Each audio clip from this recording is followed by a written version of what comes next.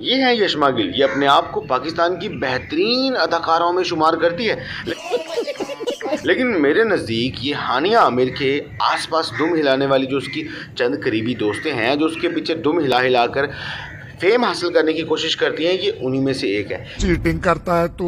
इसकी हिपोक्रेसी की सबसे बड़ी मिसाल मैंने तब देखी जब जाकिर नाइक साहब पाकिस्तान में आए थे और उनके सामने इन्होंने तौबा की थी और कहा था कि आज के बाद मैं शोबिज़ में आपको नज़र भी नहीं आऊँगी। कैसा लगा मेरा मजाक? लेकिन उसके बाद हानिया आमिर की बहुत सारी पार्टीज़ में, बहुत सारी शो ऑफ पार्टीज़ में आपको ये अपनी जो है मुनाफ़कत खूब हिला हिला कर दिखाते हुए नज़र आई, और इनकी जो वो तौबा थी वो भी हमें हिलते डुलते और काफ़ी अच्छी ड्रेसिंग में ठीक ठाक तरीके से नज़र आई। नहीं, मैं नहीं मानता। इनके बारे में मैं इसलिए बात कर रहा हूँ क्योंकि इन्होंने रिसेंटली एक रमज़ान ट्रांसमिशन में बैठकर एक बहुत बड़ा वाक़या सुना दिया, जिसको देखकर मेरा दिल भी पसीज गया और अबे जल्दी बोल। हिल गया। मैंने कहा वाह यशमा गिल, तुम तो ग्रेट हो। अभी आपको भी वो किस्सा सुनाता हूँ, आप में से चंद ने देखा भी होगा, सुना भी होगा। तो चलिए शुरू करते हैं। इन्होंने वहाँ पर एक वाक़या सुनाया कि मैं ऑलमोस्ट अपने बाप के ख़िलाफ़ जाकर इस इंडस्ट्री में आई हूँ और मेरे बाप ने यहाँ पर काम करने की वजह से 1 साल तक मुझसे बात नहीं की, लेकिन मैं इतनी ढीठ हूँ कि मैंने अपने बाप की नहीं मानी और मैंने अपनी ही मनवाई।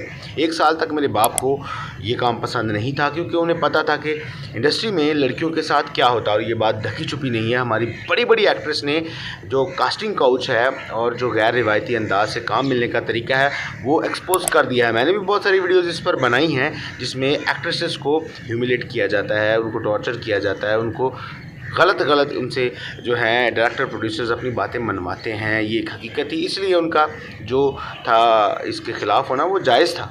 ये बड़ी अच्छी बात कही आप। इस मैडम का ये कहना है कि साल तक मेरे बाप ने मुझसे बात नहीं की। एक दफ़ा रमज़ान मुबारक के महीने में जब मुझे थोड़ा सा फेम मिल चुका था, मैंने अपने बाप को जाते हुए सलाम की, यानी कि 1 साल बाद सलाम किया।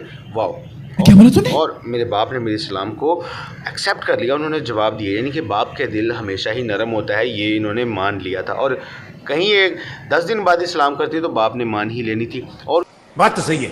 और उसके बाद इनका कहना है कि हमारी जो दूरियां हैं वो ऐसा ऐसा कम होने लगी। इसके बाद मैंने हज पर जाना था, तो वहाँ पर मुझे एक महरम की ज़रूरत थी, और तब मैंने अपने बाप को कहा कि आप मेरे साथ चलें। तब मेरे वालिद ने भी हाँ कर दी। उसके बाद जब हम वहाँ पर गए तो वहाँ पर लोगों ने मुझे पहचानना शुरू किया, वहाँ पर लोगों ने मेरी इज़्ज़त करना शुरू की, मेरे नाम से जानने लगे, और इसी वजह से मेरे बाप का दिल पसीज गया। और उन्होंने कहा कि वाह, मेरी बेटी को तो इज़्ज़त मिल रही। तो उसको कहना तो ये चाहिए था कि हज जैसी पाक सादत जब मैंने करने का फ़ैसला किया, तब मेरे बाप मुझ पर बहुत खुश हुआ कि हाँ, मेरी बेटी अब कुछ नेक काम भी कर रही है। लेकिन इसने जस्टिफिकेशन ये देने की कोशिश की कि हज करने गई थी, वहाँ पर लोगों ने मुझे पहचाना, इस वजह से मेरे बाप ने मेरी इज़्ज़त करनी शुरू कर दी। के पीछे यानी कि आप अंदाज़ा लगाएं कि ये एक्टर लोगों को इतना बेवकूफ़ समझते हैं, इतना जाहिल समझते हैं कि हम इस बात को समझेंगे नहीं। हालांकि मेरे हिसाब से जब ये मैडम मोहतरमा हज करने गई थी, तभी इनके बाप को थोड़ा सा आएगा कि चलो इसको शर्म आ गई है। लेकिन उसके बाद भी फिर वही हरकतें, और ये इसको जस्टिफाई करने की कोशिश करी है। वही रमज़ान मुबारक के पाक महीने में जो टच लगा रही है हमको, वो आपको समझ आ रही होगी। और मैं इस पर क्यों बात कर रहा हूँ, अब ये भी आपको यकीनन समझ आ गई होगी। नहीं, क्योंकि ये जो तमाम एक्टर हैं, इनको काम काज तो कुछ खास करना नहीं आता, एक्टिंग की ट्रेनिंग नहीं लेते।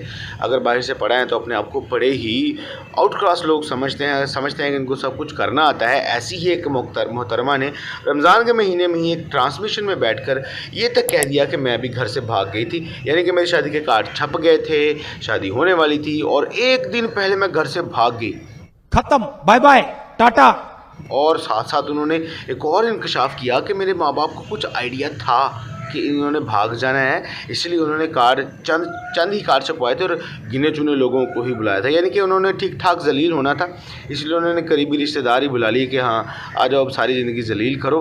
वक्त बदल दिया, जज्बात बदल दिए, जिंदगी बदल। और ये बेशरम यहाँ से भाग जाएगी, हमें पता है ये भाग जाएगी, इसलिए आप उसके बाद हमें हमारी मिट्टी पलीत करें। और उसके बाद ये कहा कि मैं इंडस्ट्री में गई, मेरी इज़्ज़त ख़राब हुई, और उसके बाद मैं फिर घर वापस आ गई और मेरे घर वालों ने मुझे एक्सेप्ट कर लिया।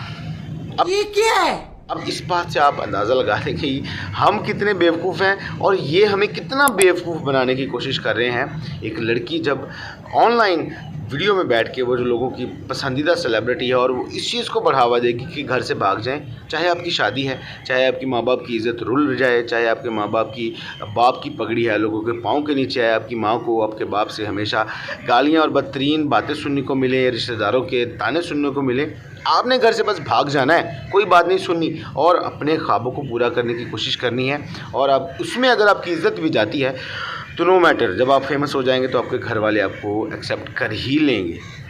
Control control. आप इस बात से अंदाज़ा लगा लें कि हम किन किन लोगों को अपनी सेलिब्रिटीज़ मानते हैं, किन किन लोगों को हमने कैमरा दे रखा है, किन किन लोगों के हम फॉलो करते हैं, किन किन लोगों को हम फेम दे रहे हैं, जो एक्चुअली में हमारी जो आने वाली नस्ल है उसकी जो जड़ों को है वो खोखला कर रहे हैं और इन चीज़ों को आम करने की कोशिश कर रहे हैं कि अगर भागना है, इवन अगर शादी से पहले भी भागना है तो आप भाग जाएं।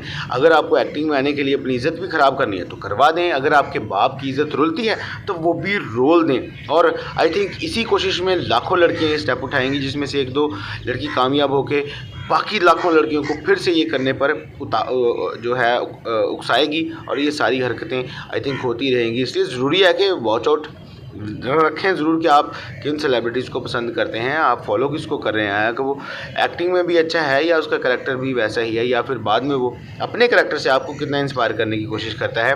क्या कर रहे हैं यार तू? इसके बाद एक और बड़ी मिसाल है, यह है कोई सहीफ़ा जब्बार खटक हैं। इनकी वीडियो रिसेंटली वायरल हो रही है और इन्होंने ये बयान दिया है, इनका कोई होटल है और इनका कहना है कि जी पंजाबियों से तो मैं तंग आ चुकी हूँ, ये फ़लाँ ऐसे होते हैं, अब मुझे सिर्फ चाहिए पठान लोग और मुझे मेरी सर्विस के लिए यहाँ पर जो होंगे वो सारे के सारे पठान ही होंगे। अब इसमें इनको काम करवाना है या कुछ और, अब ये तो यही जानती हैं खूब। और आपको भी पता है कि पठान किस चीज़ के लिए मशहूर हैं।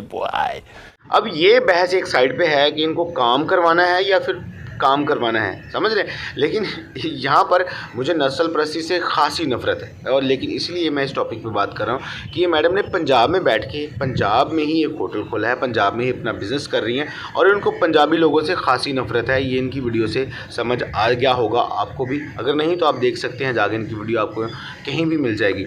उसके बाद अब मेरी गुजारिश है CM साहिबा से कि मैडम को पठान बहुत ज़्यादा पसंद है, इनको KP के और इधर आसपास के इलाकों से मुलाजिम चाहिए, तो मेरी रिक्वेस्ट है कि इनका जो होटल है ना, यहाँ से इनको बंद करवा के ना वहाँ KP में वहाँ होटल खुलवा दें, क्योंकि इनको पसंदी पठान लोग हैं तो उनकी ये जो वफ़ादारी है ना, ये वहाँ पर अच्छी से देख भी लेगी, एंजॉय भी कर लेगी और पठान लोगों की जो इसकी ख्वाहिश है ना वो भी कम हो जाएगी और उसको समझ आ जाएगा थोड़ा सा उन्हीं में रहे जाके, क्योंकि पंजाबियों में तो ये बिज़नेस करिए, पंजाबियों से तो इन्होंने पैसे कमाने, वहाँ पर इनको कोई मुंह नहीं लगाता और यहाँ पर आकर ये इतनी हिपोक्रेसी दिखाते हैं कि इसको पता नहीं ईमानदारी समझते हैं कि पंजाबियों को बदनाम करके, पंजाबियों से ही पैसे कमा के, पंजाबियों के ही तलवे चाट के उसके बाद में पंजाबी को ही बातें करनी है और वहाँ पर KP में लोगों को ईमानदारी के ठप्पे लगाने। हालांकि किसी भी पंजाबी ने किसी भी पठान को आज तक निगलेक्ट नहीं किया। यहाँ पर पंजाब में आपको अब पंजाबी बिजनेसमैन कम बल्कि पठान ज़्यादा नज़र आएंगे